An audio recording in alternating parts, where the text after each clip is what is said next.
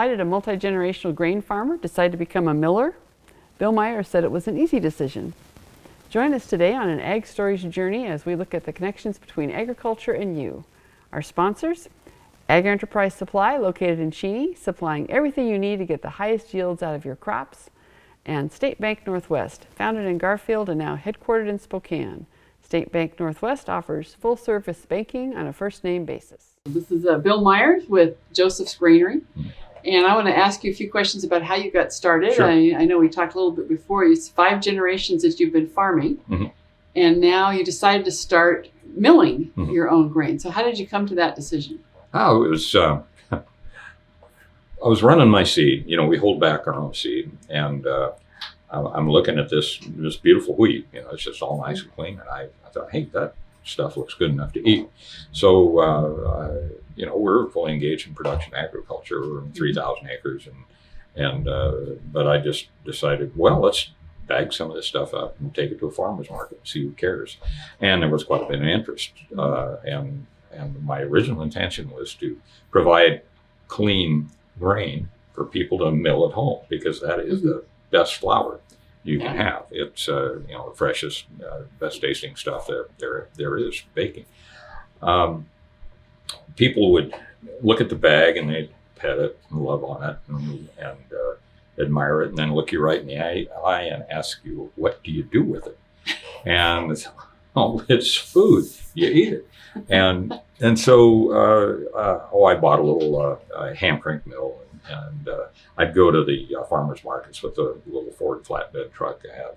And anyway, I'd clamp that thing on there, and we dump the wheat in it and make flour, and people would ooh and on, they'd buy a bag. You know, the idea was you're supposed to take it home and grind it yourself. Home. Well, they'd buy a bag and they'd, would you mill it for me? So I'd be, you know, you'd go to those things and you'd be there all morning turning this stupid crank. And, you know, the quick study that I am, I thought, I need to get a mill, you know. So we started, and I didn't want to spend a lot of money. So we started out with, I found there were a lot of little mills available, but I found Wonder Mill, which is correctly named because the little buggers will do about 100 pounds in an hour. And so 2 of those discharging into a tub, making a flour to where, you know, you can. So what we did with those, I mean, they were cheap. They were like $300 a piece. And so it was for proof of concept. And I got plugged into a few grocery stores, and it was, and we did a website and started selling some online, and it was starting to go. So it the wonderful thing about the mills is they had a lifetime warranty on them. So we were just running them to death and sent them in, and they'd send us a new one. And after a while of that, I got a phone call from those fine people, and they said, "What are you doing with these mills?" And so, we're milling flour. Well, how much flour? You know, because I forgot to put a limit on that. Yeah. We'd probably done this about 5 or 6 times until I got this phone call. You know, and they last 3,500, 4,000 pounds. You know, and then they'd quit and chuck a blade or something. You know. And so that's when I went and got the Meadows, and that was that's the stone mill that we looked at, and that little mill does all our bread flours, pastry flours, the garbanzo bean flour, lentil flour. And, you mentioned the number of different flours that you do. It's not all just wheat, so that's what some of these are up here. And I think most people aren't maybe familiar with garbanzo bean flour, but is that addressing the gluten-free market? Yes, it's that and the lentil flour. The lentil flour is wonderful stuff. Other than that, it's got a relatively strong beany flavor to it. The garbanzo bean flour is more of a mild. We haven't been selling nearly as much as that I thought we would. We primarily, and right now on the internet, barley seems to be just raw barley, unhulled, you know, with the hull intact. That seems, I think people are malting it. They're probably sprouting it. They're doing, because once you take the hull off the barley, it's dead. It won't sprout and grow. So, they want that live grain. I was really surprised, but we've done a certain amount of the gluten-free products as well. They're not what you'd call, wouldn't be certifiably gluten-free because we do it all here. There's some grain here. We just, we take more than lip service to, we switch commodities to, blow everything out and make sure there's a possibility. So there's, but if it's a matter of an allergy, well, that's a different deal. So, but if it's, just a garden variety sensitivity, well, it's fine. We don't have any complaints on it, but we, make sure as long as you let people know what they're getting. Knew what they're getting. So it's not like, and then pretty soon I get a phone call from him, and he says, Bill, how much barley we got? And I'm a little annoyed with him, but I said, well, I can bury you in it if you want, if we were to raise a lot of barley. And he says, good. He says, have 20 tons up here next, and we want them out. We want to malt some, and and what he'd done is he'd taken some of the barley that we raise, which heretofore was just considered a feed barley. We raised Baroness barley. A little history behind that. I'll finish this story before I start that one. But so he milled it. We didn't mill it. We cleaned it, hauled it up there. He malted it. The brewers that he was associated with up there, they brewed with it and they loved it. And anyway, the barley I raise is Baroness barley, and it's was developed in the late 80s, early 90s. Initially intended to be a malter. They bred it for flavor. For one reason or another, it did not quite meet the alcohol production specifications for brewing barley. It was just and not by much. It was really close, but big malt, big brew. If you're big brewers didn't want to deal with it. Running the razor's edge on your margins, everything. And at that time, well, in those days, the craft brewing wasn't what it is today. So anyway, they brought it over to this country. Same reaction. They just couldn't get any traction with it. So it eventually wound up in the hands of Western plant breeders, which I believe that's the name of the country, but they were semi local around in the Pacific Northwest. They marketed it as a feed barley, and it fed really, really well, and primarily because it tasted good. It had so the cows knew what they were doing. They knew exactly what they liked it. It fed well, so and we raised it around here. It yielded better. It was heavier than the varieties that we were raising at that time, and so we just loved this stuff. It always would come up with a good quality test weight, 52, 53 pounds. Quality was so never now you've found that the Baroness barley has a great niche in the craft market. Absolutely. The way that happened was just it was not I didn't perceive that out in the years there'd be a market for this barley. We just raised it because we liked it. We couldn't really find anything we liked better. They came out with some varieties later on that kind of out yielded it, but the quality was the thing that kept me with it. So Western plant breeders became West bred. And then they grew and prospered to the point they attracted the attention of Monsanto. Monsanto bought it, and basically they didn't plant any, they just bought the company. They were interested in, and so you couldn't get Baroness. Well, we had all of this stuff that we raised since forever. I'd put up some what we call our foundation seed. It's a little more than certified in quality. But So is that why you started saving some of your own seed over? Is oh, it that's wasn't we supported always by the- always have. Always have. You know, Okay. and I've raised two older. My wheat is an old variety, you know, relatively old. You know, we kind of are there for a while. Oh, we've updated some of our equipment, but I've been running older, a lot of the older equipment, you know, from the 80s Yeah. and 90s. We'd call the place here. We have these varieties and this equipment. We were calling the place the 80s Farm Museum, you know, for you know, just tongue in cheek. But that was, I ran that history down. The reason I did is because they wanted to malt and brew with this barley. Now I've got some responsibilities to the people that own the intellectual property of that barley, Yeah. primarily. Now the fact that I've been doing it all these years kind of supersedes some of the agreement processes. But the way that works is the way it works now is when you buy the seed, you sign an agreement saying you won't hold any seed back.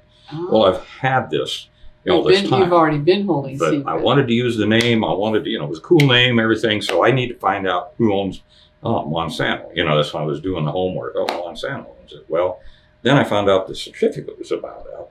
And, you know, I'm just a little late learning all this stuff. So I'm going, well, maybe I can buy it, you know. And then I found out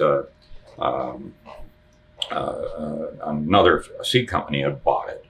And then, well, I know those guys, you know, so I called the guy up and asked him, you know, what are you going to do with the Baroness? And he says, nothing. Well, what do you mean nothing? It's a great barley. And I says, no, we're not going to plant any. And I kind of kept pushing him because, you know, I wanted to go on with this thing. And he says, Bill, we bought it to take it, you know, out of the market and because I don't want it competing with my varieties.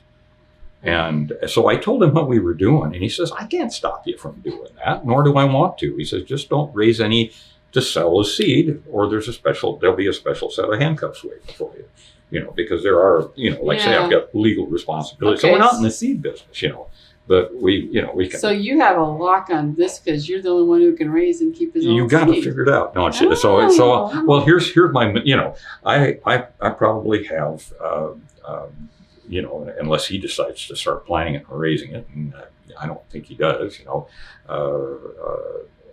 but I have the world's only commercially viable source of Baroness barley. Now, my mission is to get people to care. You know. Well, but that explains Because why you can raise. that explains why you have Baroness barley days. Yeah, usually. right. Usually, not this year, but No, that's exactly why. And the other thing, there's all through this thing, there's been an education process. We want to get, you know, on the food side and the malting, and I'll tell you what, the malting and brewing has been actually a lot more fun because you know, you go into a grocery store with your product and here comes another one. You know, it's you know, they have a lot of demand for shelf space. There's a lot of demand for shelf space, and quite frankly, I like the internet side better on the food. But you go in and talk to a brewer or a malter, they're all interested in you and what you do. And, oh, you're the farmer. Oh, what? Here, come. Well, you know, they invite you to dinner. They'll they invite you to their events. They want everybody to meet the farmer. It's a whole different thing than what I'm used to.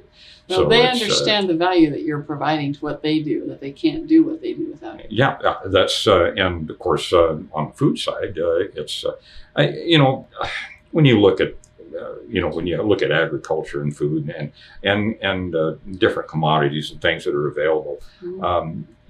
You know, in a land of plenty, the priorities are skewed a little bit. People, you know, you think, well, food, that'd be the number one, you know, but not so. There's lots of it. It's easy to get, but when you know, what craft brewing's a fine example. You know, they liked what I had. They also want to. One of their emphasis is to source this. They want to know where it comes from, how it was raised, you know, how it's handled, and I can provide that. Like like my favorite distiller up there. He wants it he wants it packaged in a certain way because of his machinery. He wants he wants it.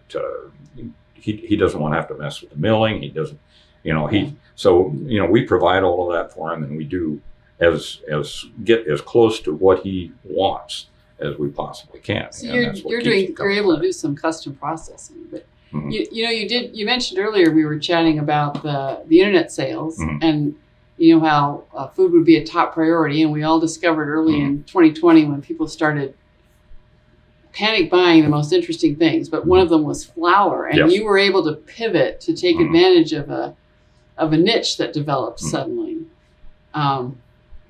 That's an interesting piece of what you can do as a small producer. And you said there was how long was that? There was a several month point in there where you were able to. I just jump in? Had been we'd been going along. I'd actually around the first of the year, early in on all of that. All of my brewers, my distillers were just going full bore, because it was a growing industry in the state of Washington. They were getting a lot of help from the state in some tax breaks to use Washington products and that kind of thing. And there was just a lot of emphasis on that. Well, the advent of the virus, that just shut off because all of their customers were shut down, right? And it just there was a little brewing going on because they had takeout businesses and that kind of thing, but that just quit, and almost to the day, the flour orders started coming in. And we got just almost overwhelmed. But the equipment that I have is just it's basic stuff. But we were able to go from what would be from pounds a day to tons a day. Wow. It was just a matter of time and work. And the first few weeks was a scramble, and actually pretty well scrambled through the whole thing. There were all kinds of interesting challenges came up: labeling, packaging. There was a lot of this activity going on elsewhere too. So so we found out, we couldn't get flat rate boxes when we wanted them. Packing tape was getting hard to find. There was just, I'm just trying to think of some of the, it was kind of a you name it thing. What are we going to run out of today? And but we were able to get through that time period, prospered tremendously in it, and then we as things started to open up, that predictably, you could just chart it as states started opening up, that just tailed off, and the brewing and distilling started to come back to a certain extent. Well, I wanted to ask you about that because I think it's a great example of the value of the small enterprises and the flexibility that they bring to filling key markets. And when we talk about agriculture as, food security is national security, yes, right? It is. When we Absolutely. can adjust and we're producing our own food, and when we can package and deliver our own food, we're in a much more secure place. Yeah. It's just was one of those things that were really instructive, to the point of the system is when you get into the just-in-time delivery and stocks aren't, it's that's kind of fragile, and there needs to be just a little more slack in the pipeline on some of these things. It was really instructive to there again when you went out to look for supplies.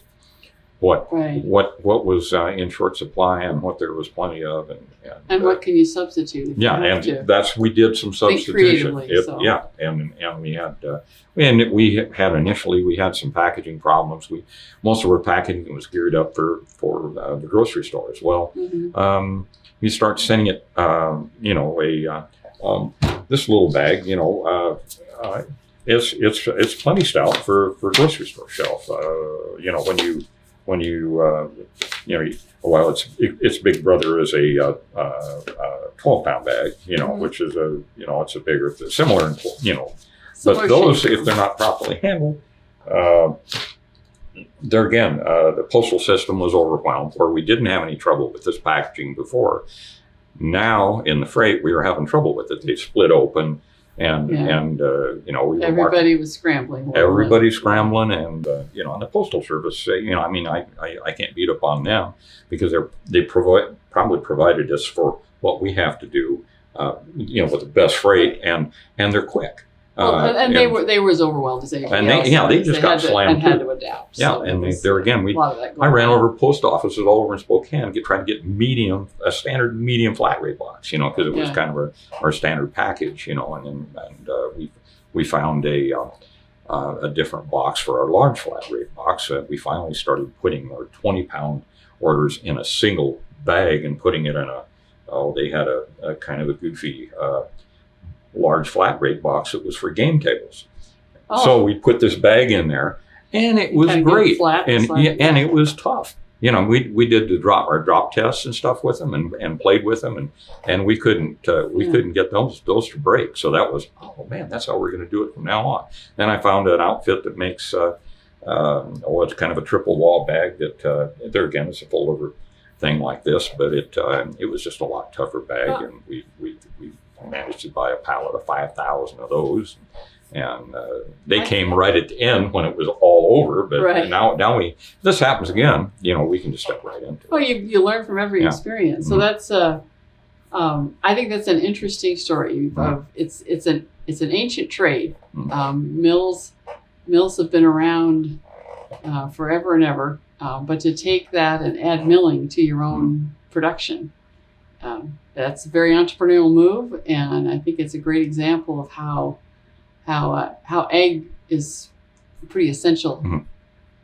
behind what we expect to find every day on our shelves. No, and that's just it. When we expect to find it there, and when we don't, it's a little bit of it. Just Right. I didn't think I'd ever see it in this country. I really Yeah. didn't. But it was just and it wasn't because there was any great need going on. It was just because It of was just the it panic, was the perception the too. perception, and the Yeah. panic. Well, so we hope with this egg story series that people get the perception that eggs pretty important to keep around Mhm.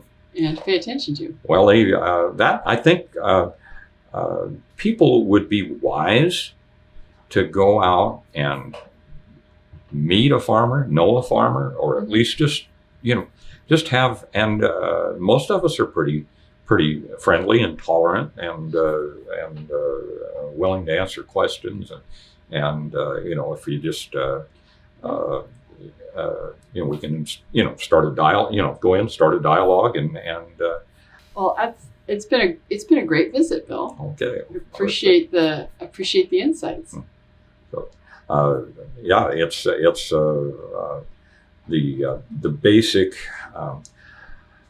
the basic thing in life is to not. I think we make life too complicated. We make our food too complicated. We get too many. There's too many links in the chain, and it's.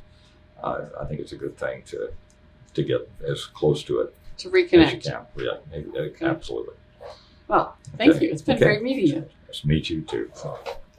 Thanks for watching this episode of Ag Stories. This episode is sponsored by Ag Enterprise Supply, located in Cheney and Wilbur, supplying everything you need to get the highest yields out of your crops. And State Bank Northwest, founded in Garfield, now headquartered in Spokane, State Bank Northwest offers full-service banking on a first-name basis.